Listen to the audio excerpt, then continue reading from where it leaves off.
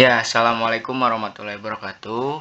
Lajeng tepang deui dina donat ayeuna urang lajengkeun pembahasan kanggo ngabahas soal ujian madrasah tahun pelajaran 2020. Anu mana ieu soal teh insyaallah langkung ti 50% bakal janten soal ujian madrasah kanggo kelas 8 tahun pelajaran 2022. Lajeng ka soal nomor 16 nya.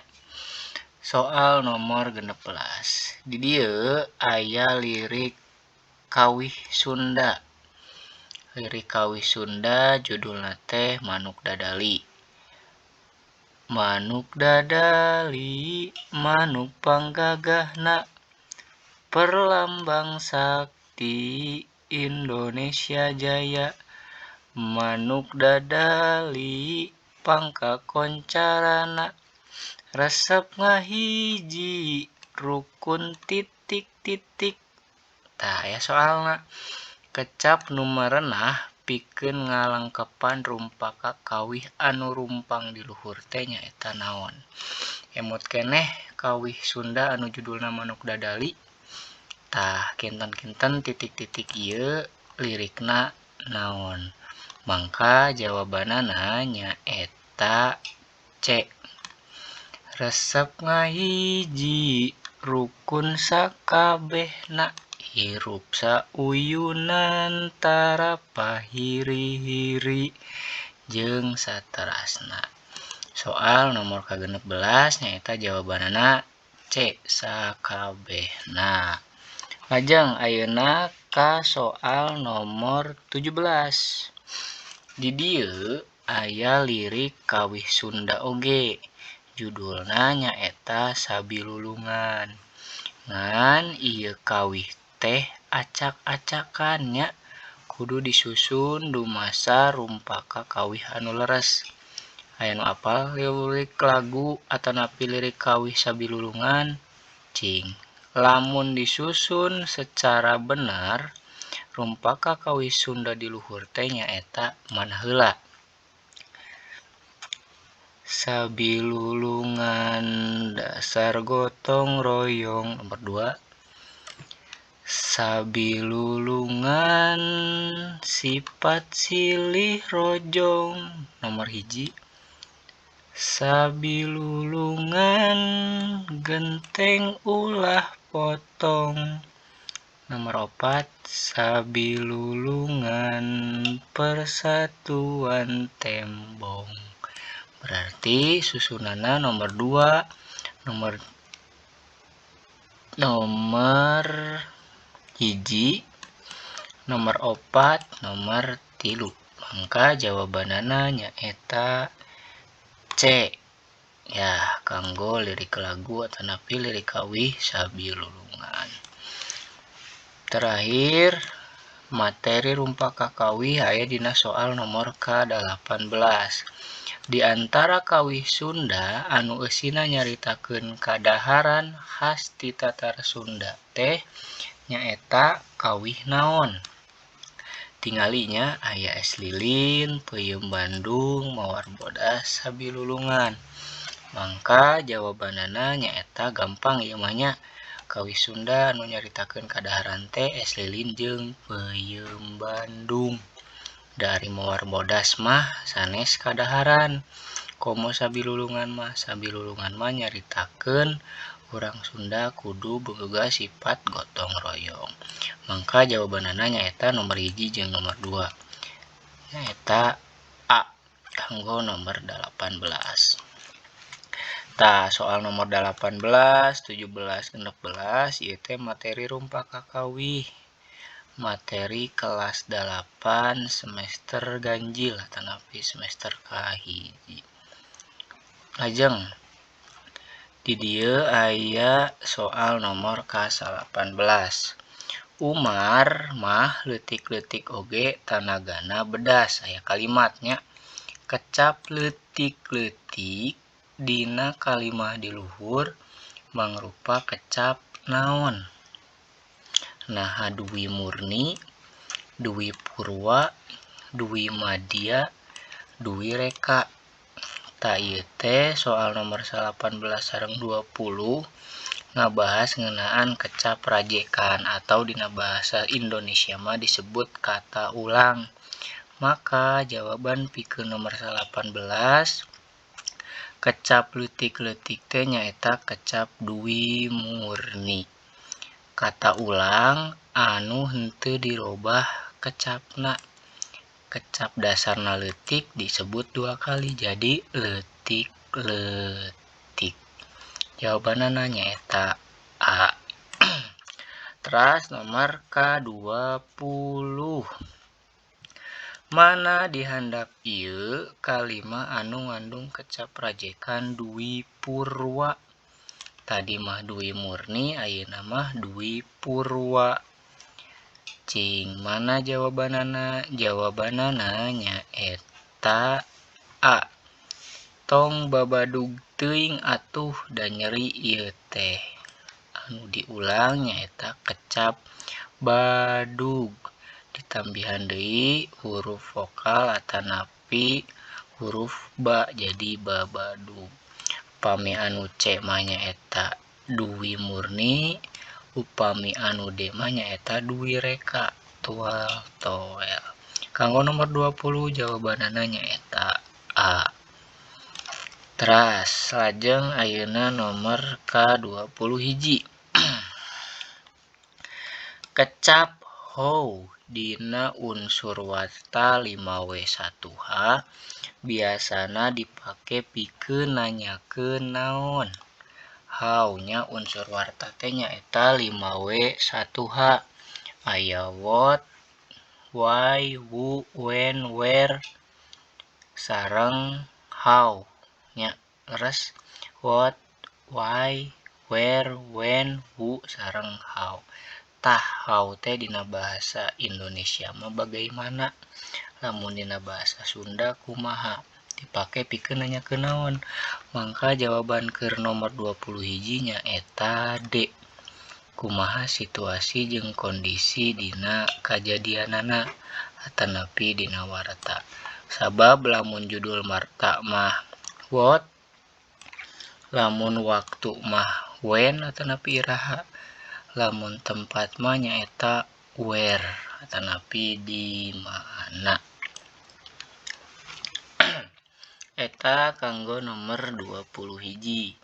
Lajeng kana nomor 22. Aya teks warta atanapi berita pagelaran drama Sunda anu judulna Bandera-Bandera Bandera baris diayakeun di Gedung Islamic Center dina tanggal 22 Februari 2020 ku paguyuban Yayasan Pangeran Sumedang Larang.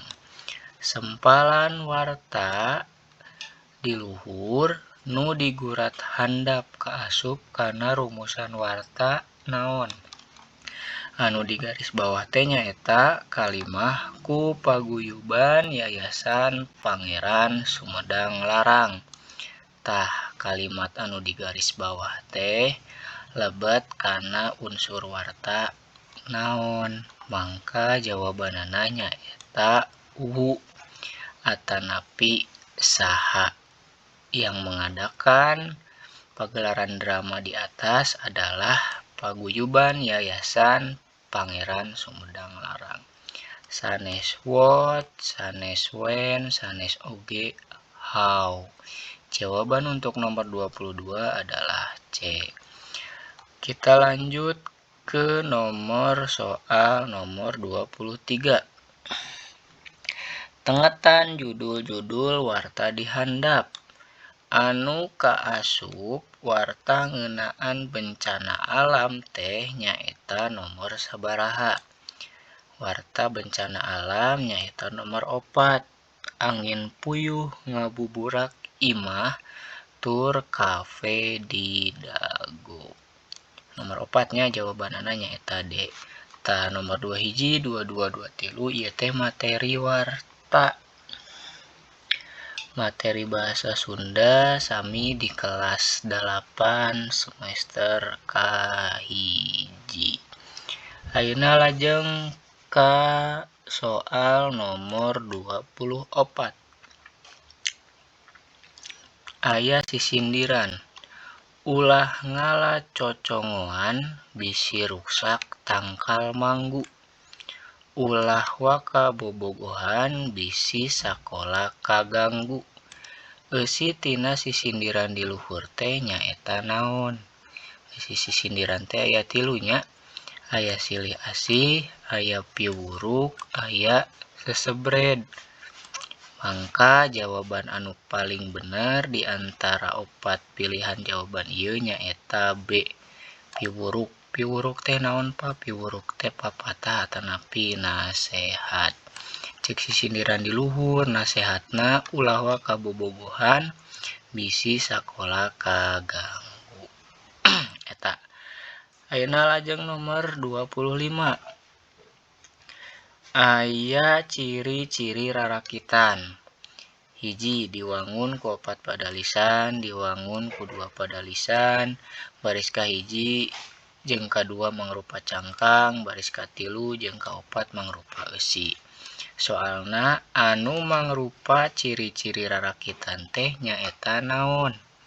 Ya, ciri-ciri rarakitan. Rarakitan teh salah sahiji tina sisindiran, kan sisindiran aya tilu. Aya paparikan, rarakitan jeung wawangsalan. Tah soal nomor 25 mah nanyakeun ciri rarakitan.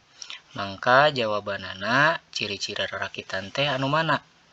Anu nomor kahiji diwangun ku 4 padalisan atanapi 4 baris. Sareng nomor katilu baris kahiji jeung kadua teh mangrupa cangkang. Terakhir nyaeta nomor kaopat. Baris katilu jeung kaopat teh mangrupa eusi. Mangka nomor 25 jawabanana nyaeta hiji, tilu, opat, B. Ya. Tah. Lajeng ayeuna soal nomor ka-26. Aya contoh sisindiran deui. Mawa meri dina rakit boboko wadah bakatul. Lain nyeri ku panyakit kabogoh direbut titik-titik. Kecap anu merenah pikeun ngeusian sisindiran anu rumpang di luhur teh nyaeta kecap naon?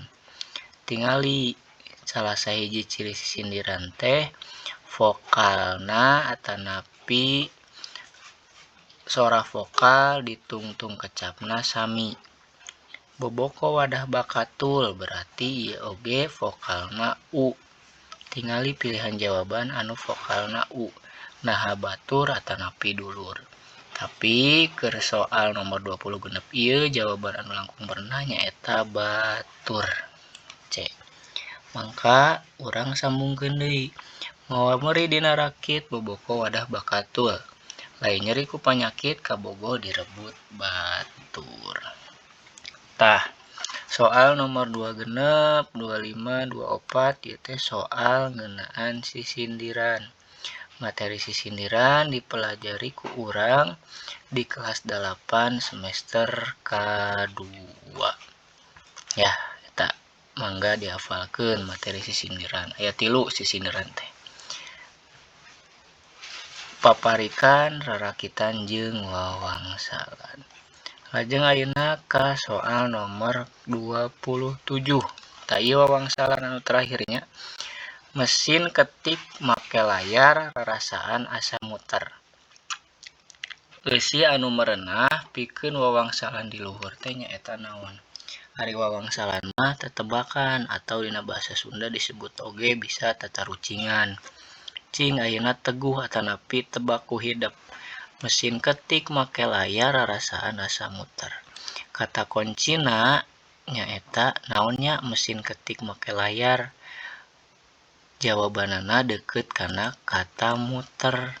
Mangka jawabanana nyaeta D. Komputer. Tah eta wawangsalan atanapi wangsalna keur soal nomor 27. Lajeng ayeuna soal nomor 28. Di antara pupuh di luhur anu asup kana pupuh sekar ageung teh nyaeta pupuh mana wae? pupuh sekar teh aya dua nya, pupuh teh aya sekar ageng aya sekar alit. Lamun sekar ageng mah katelah na teh nyaeta KSAD. Kinanti sinom asmarandana jeung dangdang gula. Maka jawabanana nyaeta hiji 2 3 A kanggo soal nomor 28. Lajeng ayeuna soal nomor ke-28. Aya soal jumlah pupuh teh kabehanana aya sabaraha. Mangka jawaban anu pangbenerna jumlah pupuh teh aya 17. C nya kanggo soal nomor 28. Soal terakhir dina danget ayeuna urang dugi ka soal nomor 30 heula nya. Pedaran di luhur teh ngajelaskeun ngeunaan. Jawabanana nyaeta C. Guru lagu jeung guru wilangan.